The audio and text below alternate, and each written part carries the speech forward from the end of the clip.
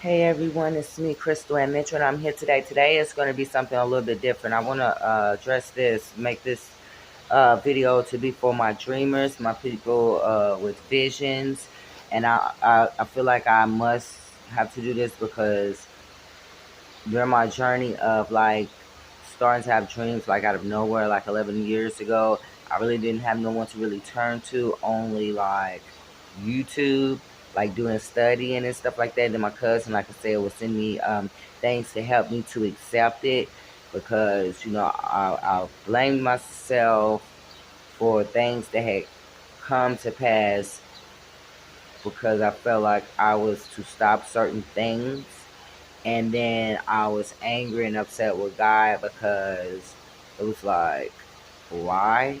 You know what I'm saying?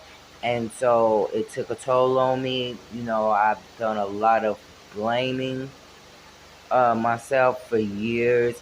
Sometimes I do still kind of a little bit, but I try to like not think about it. I've like kind of come to accept it. You know what I'm saying? And um, especially those that can't really understand. You know what I'm saying? You have those that uh, believe and those that don't believe. You know what I'm saying? But you can't focus on those that don't believe. You know what I'm saying? But anybody that, I mean, I guess, and I'm gonna have to pin it on this thing. I was reading this Bible and on the YouTube one day, like following along and then having the audio reading to me as I'm following along in my Bible. That's usually how I like to do it. And so, and I was, it was for the next chapter. And then it was like a little YouTube post. And it was like, remember the God in your Bible does things that science can't explain, nor psychology understands. And I mean, and I mean that is true. You know what I'm saying? So that's the difference. So I want to do the definition of dreamers. So please, whenever if you are like, especially if you just starting, don't never, you know how you sick and you'll try to Google something and Google what make you think you damn near about to, your family should just go on and prepare for the funeral. Because they basically, whatever you Google, you have a cough and a chest pain, and it'll have you damn near dead. That's how it is with this. When you going on your spiritual, when you having spiritual things happening. So please, whenever you Google anything, try to put spiritual behind whatever you're doing, because it then can make you try to link you as crazy, as you hallucinating and stuff like that. So I had gotten the definition of dreamer through the Google spiritual meaning, and right here they got up under people ask. They got prophets are called dreamers of dreams because God previously established dreams and visions as means. And then they got page 4 of the Southern Baptist Journal of Theology. Then in parentheses 2019, 104 of communicating with his prophets. Numbers 12:6, and never indicates that he will stop using them.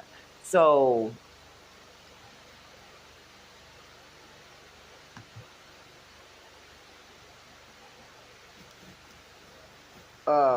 why are dreams important spiritually? Spirit guide dreams carry important messages for our healing, growth, and alignment. These dreams can guide us to discover and align our purpose, recognize what inner wounds are ready to heal. What is a prophetic dream? Prophetic dreams are thought to be dreams that have foretold a future event. If you dream of something happening and then it occurs later, you may feel you've had a prophetic dream. Historically, dreams were considered to impart wisdom or even predict the future. And so let's go to Acts 2:17. Okay? 2:17. And then I'm going to do 18 too. To 2:17 to 2:18. Okay, in the last days, God says, I will pour out my spirit upon all people. Your sons and daughters will prophesy. Your young man will see visions, and your old man will dream dreams. In those days, I will pour out my spirit even on my servants, men and women alike, and they will prophesy. And let me go to Numbers 12:6. This is with Moses. Uh, yeah, and his brother and sister Miriam and Aaron, and Aaron the brother. Okay, if there is a okay 12:6.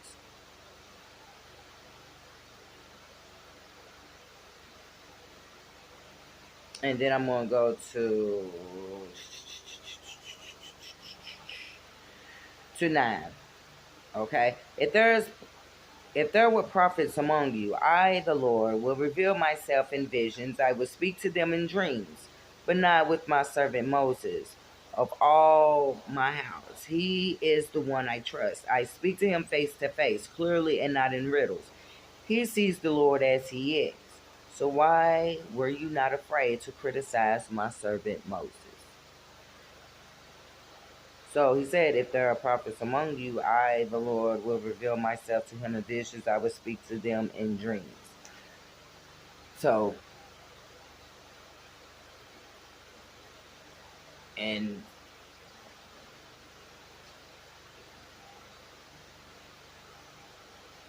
so today, I would like to go to Genesis. One of my favorite stories. A lot of them, like I said, I see myself in some of these stories. I told you if you feel like you're suffering, you're Job, the book of Job. If you feel like you're a black sheep, you go to the what is that? Samuel 1 and 2. You know, with your David and Goliath. Uh, but this one right here is one of my favorites as well. And so I will have to go to Genesis 37. Okay? And so this is for my dreamers, people with visions as well. And I'm not really, whatever God gives you, a vision, not just saying like dreaming wise, whatever He's giving you, this is for you as well. You know what I'm saying? So Genesis 37.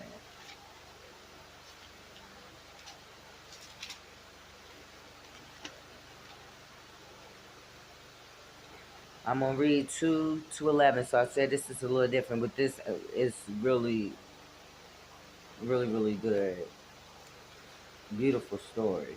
So Genesis 37, 2 to 11. Okay, so Jacob.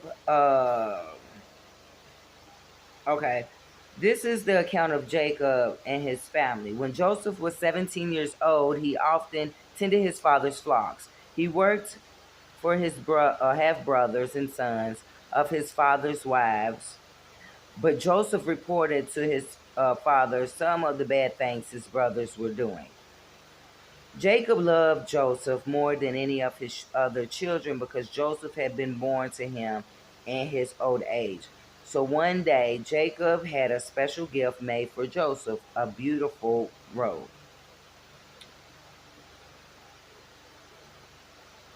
But his brothers hated Joseph or coat.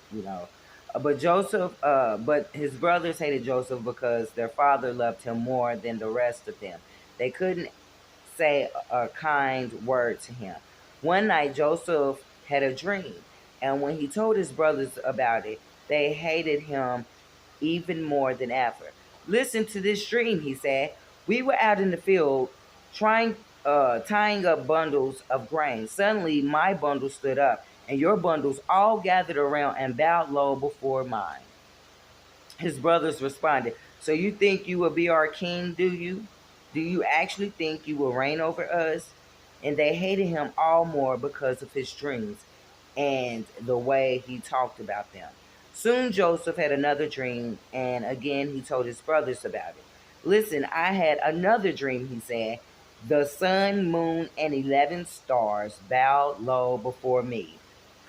This time he told the dream to his father as well to his brothers, but his father scolded him.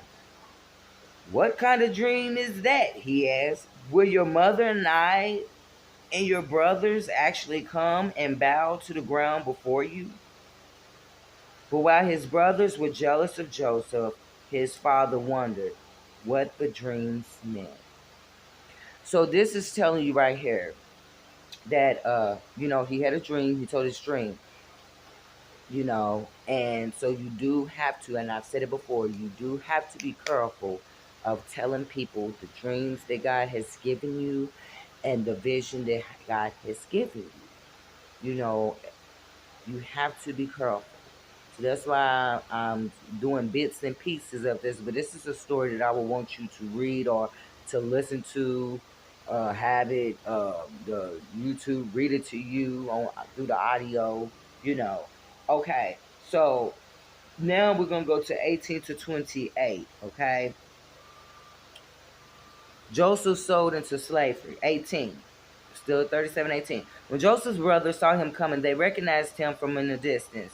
And as he approached, they made plans to kill him. Here comes the dreamer, they said. Come on, let's kill him and throw him into one of those wells in the pit. We can tell our father a wild animal has eaten him. Then we'll see what becomes of his dreams. But when Reuben heard of their scheme, he came to Joseph's rescue. Let's not kill him, he said. Why would we shed any blood? Let's just throw him into this empty cistern here in the wilderness. Then he'll die without our laying a hand on him. Reuben was secretly planning to rescue Joseph and return him to his father. So when Joseph arrives, his brothers ripped off the beautiful robe he was wearing. Then they grabbed him and threw him into the cistern. Now the cistern was empty; there was no water in there. Then, just as they were sitting down to eat, they looked up and saw a caravan of camels in the distance coming towards them. It was a group of Ishmaelites traders taking a load of gum bomb and okay, Judah said to his brothers, what will we gain by killing our brother? We'd have to cover up the crime. Instead of hurting him, let's sell him into those Ishmaelites, traders. After all, he is our brother in our own flesh and blood. And his brothers agreed. So when the Ishmaelites